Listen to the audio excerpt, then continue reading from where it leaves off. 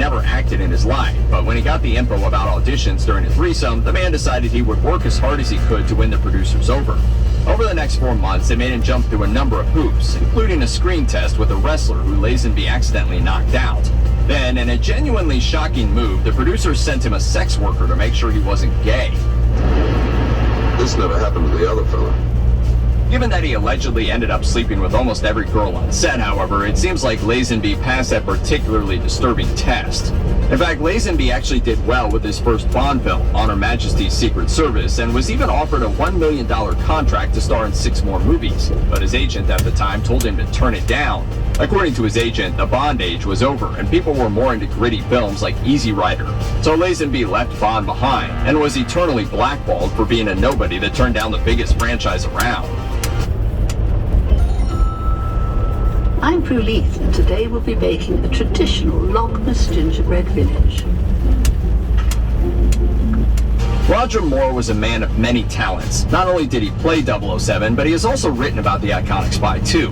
In his book, Bond on Bond, Moore gives ample insight into the world of Ian Fleming's character. And while Moore provides all sorts of interesting behind-the-scenes details, he drops one informational nugget that's particularly surprising.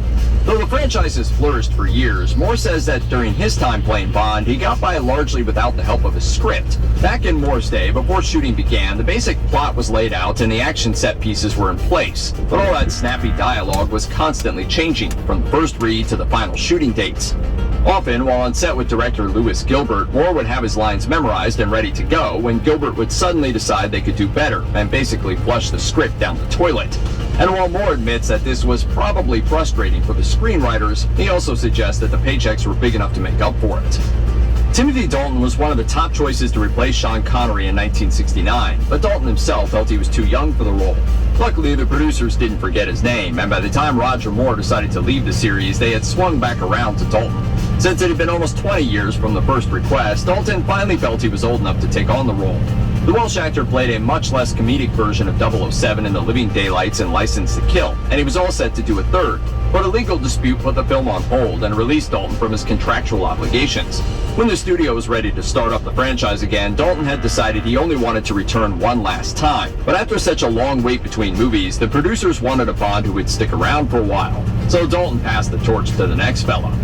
While Pierce Brosnan first donned the James Bond suit for GoldenEye, he was actually meant to show up